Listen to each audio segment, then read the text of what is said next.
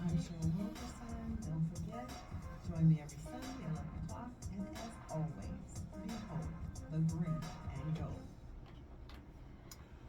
Okay, thank you, Cheryl. Good morning, good morning, good morning, everybody. Yes. You hear our voice, you hear Terrell Ducree, my Yes. man. What's happening? Hey, happy Resurrection Day to you, good sir. What's happening? Good morning. Happy Resurrection Day to you, sir. Happy Yes. Easter. Yes. I'm Maynard Scales. We're here back at it again. It's a gorgeous Sunday morning. The weather could not be better. Beautiful weekend to do all kinds of things out in the Yeah. community. Yeah, I made the mistake of getting up this morning and cutting the grass. Oh, your check engine light didn't come on, did it? I mean, getting up, just even being able to, get out in the yard. The weather has been inclement, the past couple of weeks, Right. even on the weekend. So, okay, you got out there and Yeah, man, I'm feeling a little bit like like I need some energy, man. Or maybe a nap. Okay. So I want to get Cheryl's show ran a little bit long. I want to get right into this okay, today. okay, Relationships. Okay.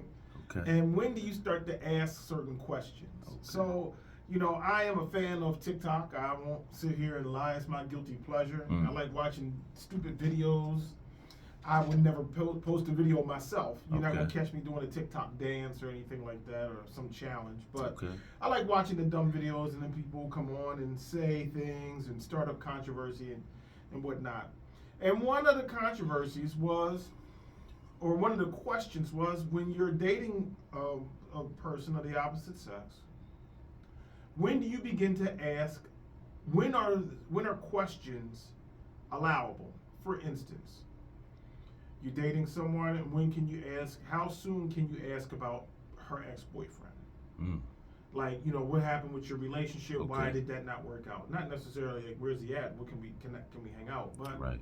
obviously, you kind of, you get curious. What happened with that? Is it cool? Or, is dude gonna come and knock me out? And, do I Right. need to be concerned? Hmm. That was a question. Okay. Go ahead. Well, and good morning, everybody. Welcome to the Unk Show, Maynard and Terrell. And Maynard, I tell you, I was saying off air, Maynard is like the distro. I mean, you have to be prepared up here because we are jumping out the gate, which is also the freshness of the show. So let me get to your question, Maynard. In interaction and in communication, I think there's no time like the immediate and present to ask that question Okay. about, That ideally. question. Yeah, totally. Okay. I mean, even if you are just interacting to get to a point where you could even, quote fingers, call it dating, to know the situation, to even have done a little bit of your own, regionally background check on, who said person was, who they might have dealt with. I mean, myself, just me, and I'm certainly not an expert.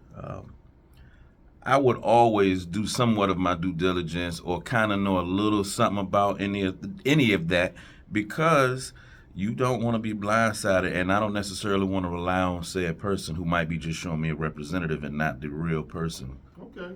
All right. So let's get to the next phase. It's Okay. 5-6 dates. Hmm. Been out a couple of times. You see each other kind of regularly. How soon is it? How soon is too soon to ask you, for her to ask you, how much money do you make? Wow. Here again, it's not what you ask, it's how you ask. I could see it in a cool, inviting environment on a first date conversation thing when you're getting to know what each other does professionally. You might not get into income, but depending on it, certain individual could say, "Hey, well, I'm actually the CEO or the president or a regional director of dot dot dot." Well, if they're making moves and not on that level without having to ask specifics. But again, what are we waiting on to give a barometer to on what you're supposed to know about somebody that you might be possibly? Let's take the best case scenario that you might consider spending the rest of your life with. What are we waiting on? Okay. All right. Here we go. How soon is too soon for her to say, or him, depending on who you are? And let me ask you: is it just is this for the consumption? Because I don't want to speak on behalf of everyone. No, You know. These are Okay. you're All right. answering for you. You know, I'm not It's just- speaking for y'all. This is just me. Right, I'm just You trying know. to figure out because it gets deep. Oh, yeah, here we go, y'all. How soon can Maynard Scales, station manager. you ask her or she ask you, can I take a look at your credit? Ah, okay, Maynard. Now, this is the maturation of what you're saying that you want to be a part of with said individual.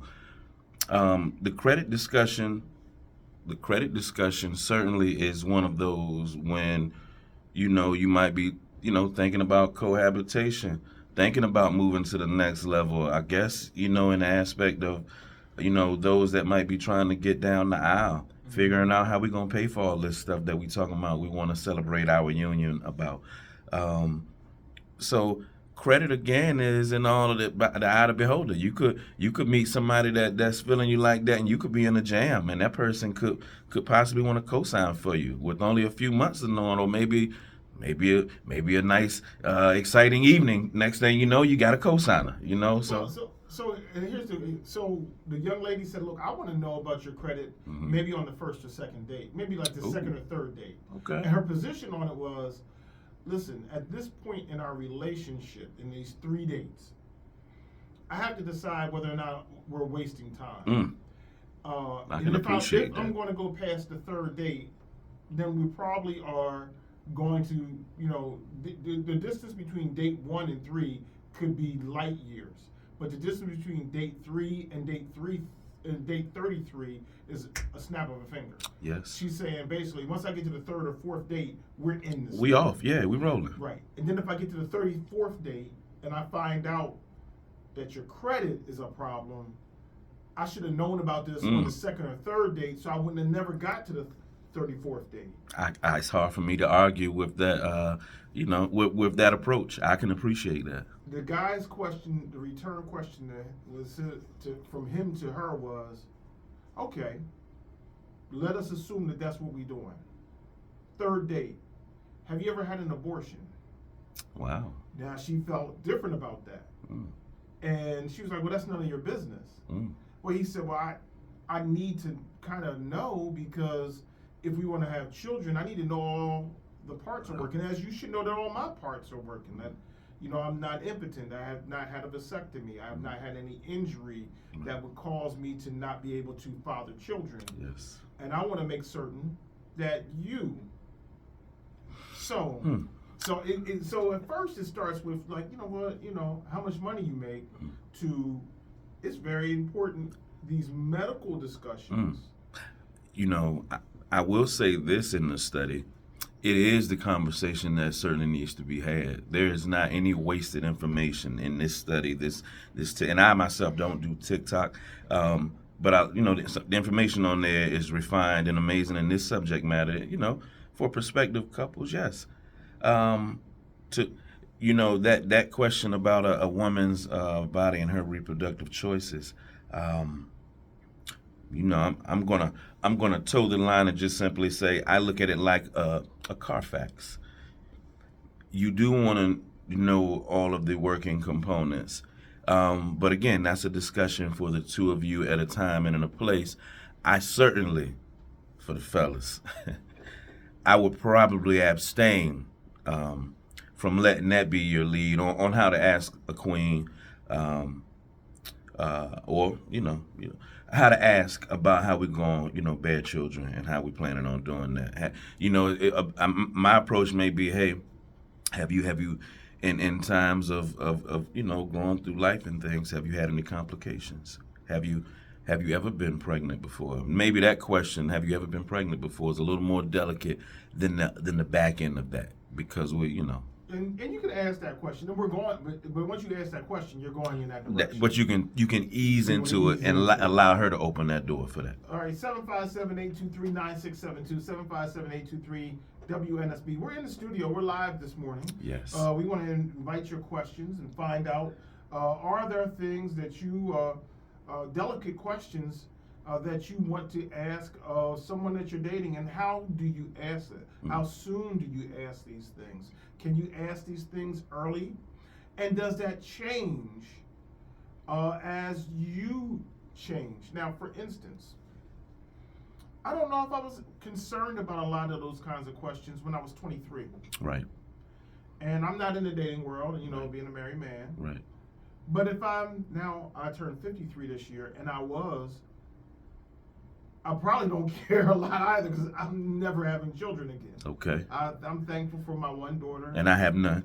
And I don't want to have another child. But I imagine if I was 43 and I was kind of on the edge, like, oh man, I'm still young enough to have children and True. be a good father. Very true. Right?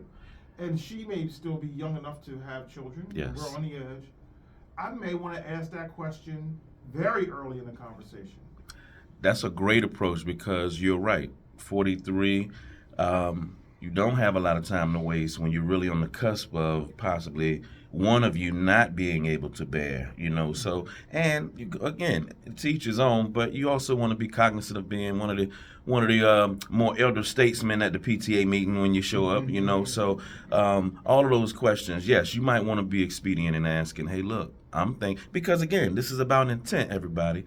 If you intend to make said individual somebody you want to wake up to for the rest of your life at this stage of your life, and we might want to bring another life into it also, oh yeah, we shouldn't be mincing words about that. But that is and then on a 23-year-old, you took 20 years span there, 43 and 23. Even though the 23-year-old you wasn't necessarily thinking of those things, you also had made a conscious decision. I'm probably assuming, because we were around each other's circle around that 23-year-old age here at Norfolk State and beyond. But were you planning to have children, or did you have children at 23? So, I guess, hopefully I'm answering the question that you just asked. No, I did not have children at that age. Right. You know, my daughter is 15 this year, so you can do the backwards math. Okay. I guess 38 or 39 when we Okay. brought my daughter into the world. Okay. But I think that these are interesting questions that I think people don't ask a lot. And there's some other pieces. As we get there, if you have, say for instance, certain types of requirements in a relationship, be it whether it's the financial piece, the emotional piece, but mainly the sexual piece. Okay. Should you state those things up front? For instance, if you really enjoy a certain, type of sexual activity, Okay. are you afraid to share that with someone? And if you're afraid to share it and you're cautious about sharing it, when that person doesn't meet your expectations, Wow.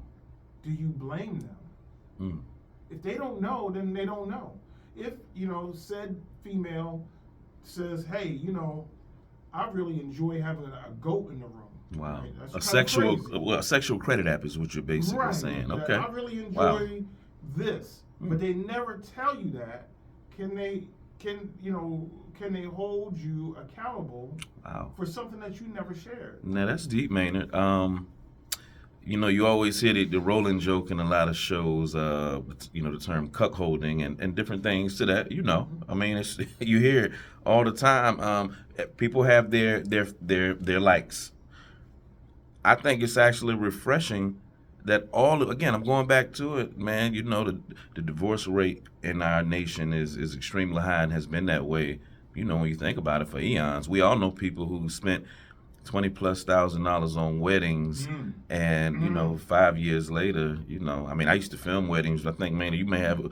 I filmed a ton of weddings, and shout out to all of those that are still rocking and rolling. But I filmed and been around a handful of weddings that were extravagant, and for whatever reason or another. But to that point, it's interesting when you're shooting this person's second wedding for the second time. Wow, goodness. Somebody that you're like, I shot your first wedding. Wow. I'm really happy to shoot your second wedding. Yes, too, but 3 years later. This conversation that we're even having, you can only imagine if some of those things, and you said it, and again, I like this study.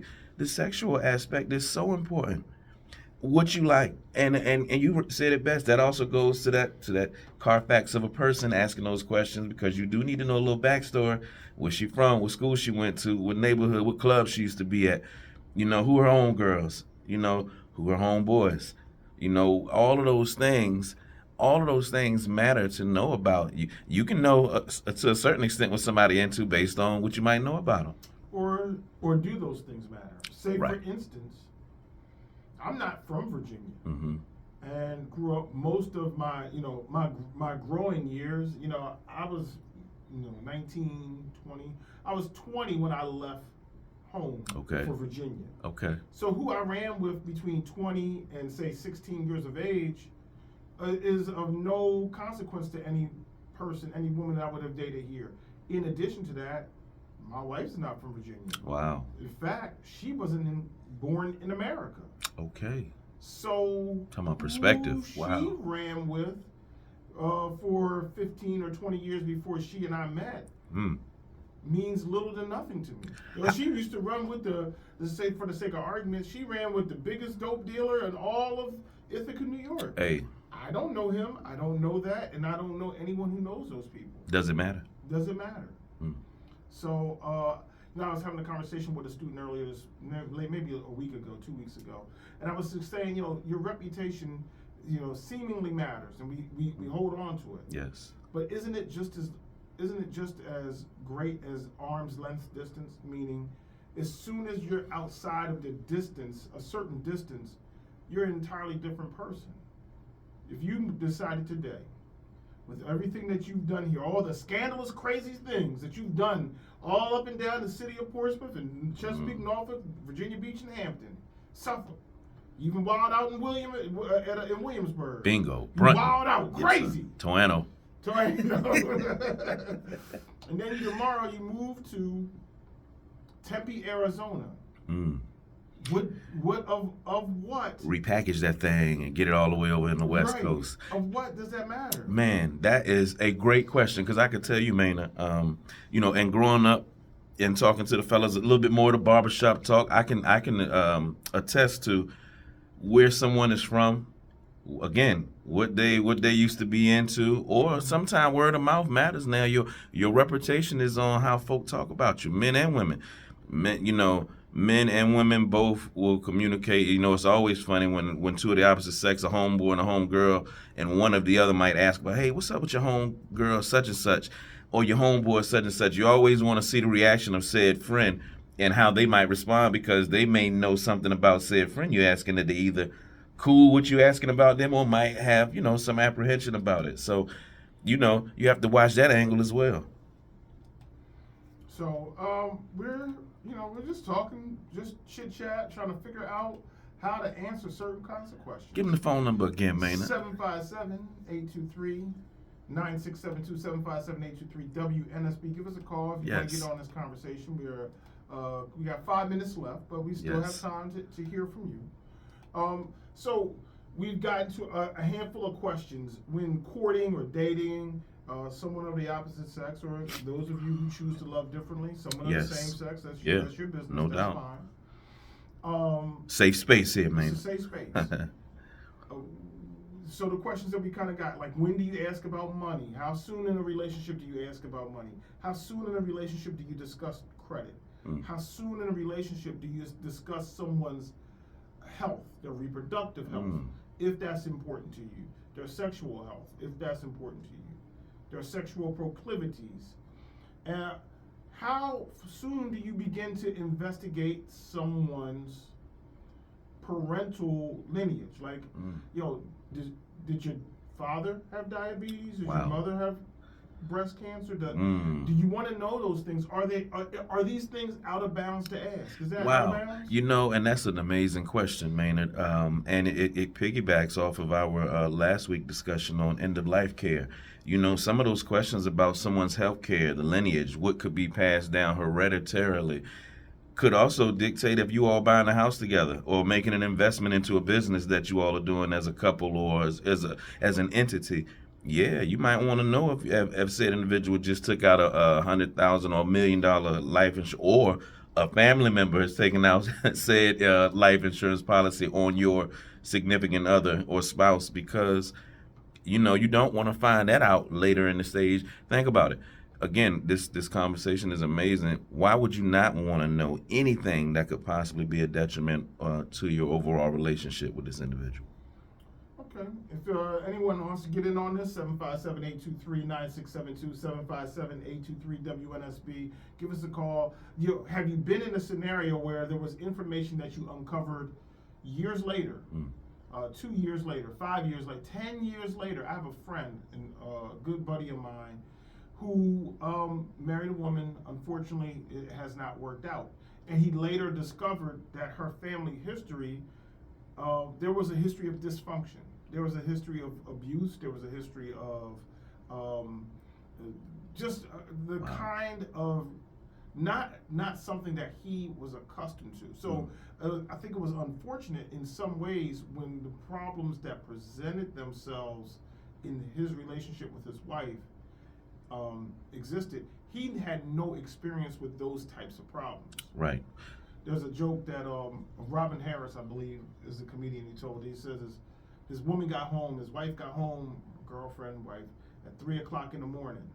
He had just got home in the house at 2:45, and she said, "I don't think you love me." He said, "Why you say that?" "Well, you didn't beat me. My old boyfriend would beat me up for coming home at 3 o'clock in the morning. I just got home myself." Right. But you know, in that statement, there is something that rings that like, yo, this is how I understand love. Trauma. Sometimes I've heard relationships where women will say, or if we ain't arguing, I've heard couples or people say, if we ain't arguing, or he like a toxic chick, if we ain't going at it, he ain't showing that he love me. And you know, there are ways to be intentional and be to the core of the person that you care for and love without having to get out here and be knocked down, dragged out.